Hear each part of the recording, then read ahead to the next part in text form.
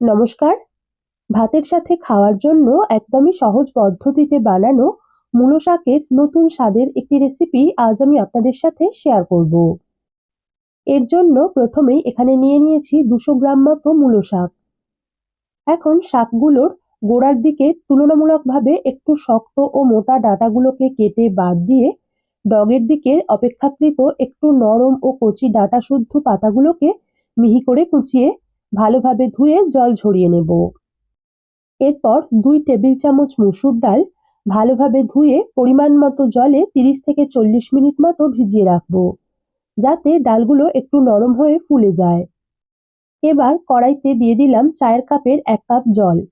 জলটা একটু গরম হয়ে এলেই এর মধ্যে ভিজিয়ে নরম করে জল ঝরিয়ে রাখা মসুর ডাল, অল্প একটু নুন আর আধখানা কাঁচা লঙ্কা দিয়ে মাঝারি আঁচে ডালগুলোকে 80% সিদ্ধ করে নেব। অর্থাৎ এই রেসিপিতে ডালগুলোকে এমনভাবে সিদ্ধ করতে হবে যাতে ডালগুলো সিদ্ধ হবে অথচ একদম ঘেঁটে না গিয়ে একটু গোটা গোটা থাকবে, তবেই খেতে বেশি ভালো লাগবে। তাই এই পর্যায়ে ডালগুলোকে সিদ্ধ করার সময় জলের পরিমাণ একটু কম দিয়েই সিদ্ধ করতে হবে। প্রায় 5 মিনিট ফোটানোর পর দেখুন ডালের মুখগুলো ফাটতে শুরু করেছে, তার মানে ডাল অর্ধেকের থেকে একটু বেশি সিদ্ধ হয়েই এসেছে। এবার এর মধ্যে দিয়ে দিচ্ছি কুচিয়ে রাখা মূলো শাক। এখন শাকটাকে ডালের সাথে মিশিয়ে মাঝারি আঁচে রেখেই যতক্ষণ না শাক থেকে বেরোনো জলটা পুরোপুরি শুকিয়ে ডাল ও শাক আর একটু সিদ্ধ হয়ে আসছে ততক্ষণ পর্যন্ত রান্না হতে দেব। কিছুক্ষণ পর দেখতেই পাচ্ছেন শাক ও ডাল সিদ্ধ হয়ে এসেছে এবং পুরো মিশ্রণটাই এরকম ঝরঝরে আছে।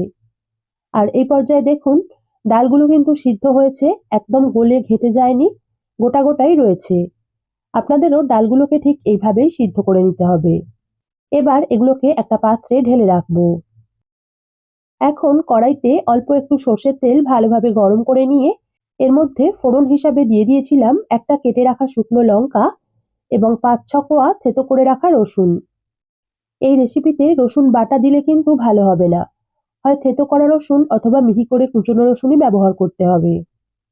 এগুলোকে কিছুক্ষণ ভেজে নেওয়ার পর রসুনের রং হালকা লাল হতে শুরু করলেই এর মধ্যে দিয়ে দিলাম অল্প একটু হলুদ গুঁড়ো। তবে এই রেসিপিতে হলুদ গুঁড়ো দেওয়াটা পুরোই ঐচ্ছিক, না চাইলে বাদ দিতে পারেন। হলুদ গুঁড়োটাকে তেলের মধ্যে কয়েক সেকেন্ড নেড়ে নিয়েই দিয়ে দিলাম সিদ্ধ করে রাখা শাক ও ডালের মিশ্রণ। এখন সব উপকরণ মিশিয়ে মাঝারি আঁচে 2 থেকে 3 মিনিট ভেজে নেব, যাতে রসুনের ফ্লেভারটা শাক ও ডালের সাথে ভালোভাবে মিশে গিয়ে এগুলো একটু ভাজা ভাজা হয়ে আসে। আর এই পর্যায়ে গ্যাস বাড়িয়ে হাইতে রেখে এগুলোকে ভাজবেন না, তাহলে ডালগুলো সামান্য একটু শক্তও হয়ে যেতে পারে। 3 মিনিট পর এর মধ্যে দিয়ে দিলাম 1/4 চা চামচ মতো চিনি আর সামান্য একটু নুন।